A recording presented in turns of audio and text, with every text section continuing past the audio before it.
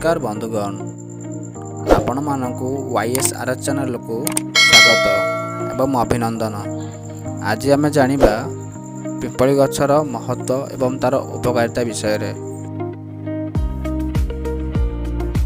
पिपली हेउछि एक लता जातीय गछ।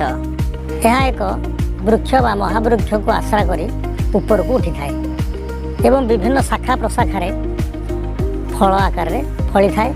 प्रथमे नीलवर्ण देखा जाए एवं परवर्ती काल रे पाची जाए। ताको कलेक्शन करी आनी सुखेले ताहा कला पड़ जाए। यह कफ व्याधि मानकरे व्यवहार करा जाय थाए एवं पिपली होची त्रिकटु मध्य अंतर्भुक्त। आयुर्वेद रे त्रिकटुर स्थान अत्यंत महत्वपूर्ण। शुंठी पिपली और मरीच को त्रिकटु कहा जाए।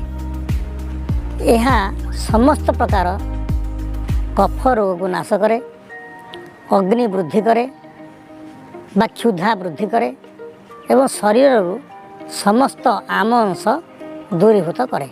पंचकूल पिपली, पिपलामूल, चव्य, चित्रक और शुंठी ये पांचटी सांगरे पिपली मिसले यहाँ षडूषण कहा जाए।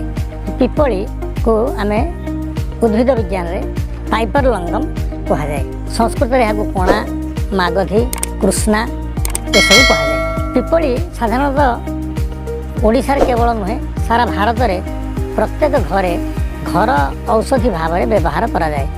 पिला मानकर थंडा सर्दी एपरिक बड़ लोक मानकर थंडा सर्दी काश श्वास इत्यादि रे पिपली को भाजी गुंड करी तार चूर्ण को महू सह दिन के 2 थर 3 थर चाटिया को देले ताहा संपूर्ण भावे दूरीभूत होता है। छाती भितर जिते प्रकार कफ जमी थाए बा कफ अवरोध होई श्वासक्रिया रे बाधा सृष्टि हुए से केवल पिपली चूर्ण आ महू चाटिक दिन के 2-3 थर आम खाया को देले ताहा समूले विनाश हो जाए।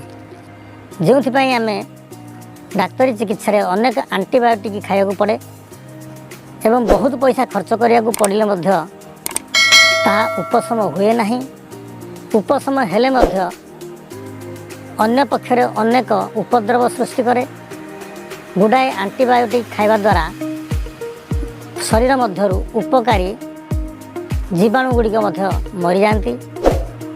एभली अनेक उपद्रव रक्षा पाइबाक हेले आमे पिपली भजा गुंड और महू सेवन करने द्वारा एथुरु आमे रक्षा पाई परिबा।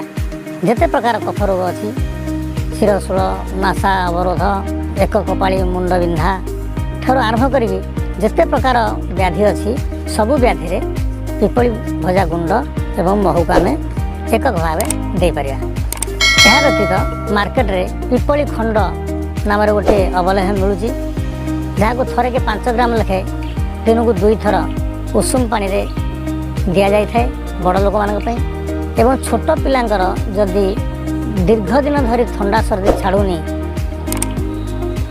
कफ बाहरुची से होची निश्वास नहीं पारुनी ए पिपली खंड 1/4 चामच महू सांगे आम जदि छुआ मान को 2-3 थर दबा ये संपूर्ण भाव दूरीभूत हो जमारू एंटीबायोटिक खाइबार आवश्यकता पड़ो ना। तेणु पिपली मनीष गोटे अमृत सदृश।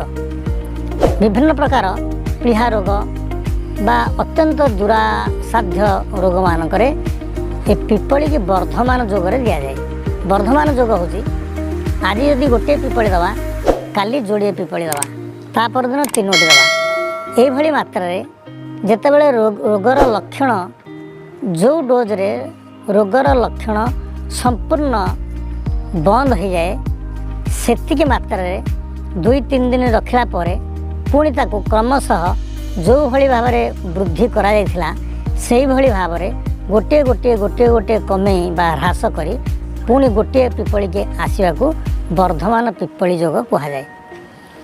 जदि दीर्घ दिन धरी ज्वर हेउथाए बा मलेरिया होता है बारंबार मलेरियार औषध खाया पर भी मलेरिया भल हो नहीं पीढ़ा वृद्धि होती यकृत वृद्धि होती क्षेत्र में डाक्तर संपूर्ण गाइडेंस रे आम जदि वर्धमान पिपली खाया दबा तार ए समस्त उपद्रव नष्ट हुए एवं से व्यक्ति पुनर्बार तार स्वास्थ्य फेरी पाए।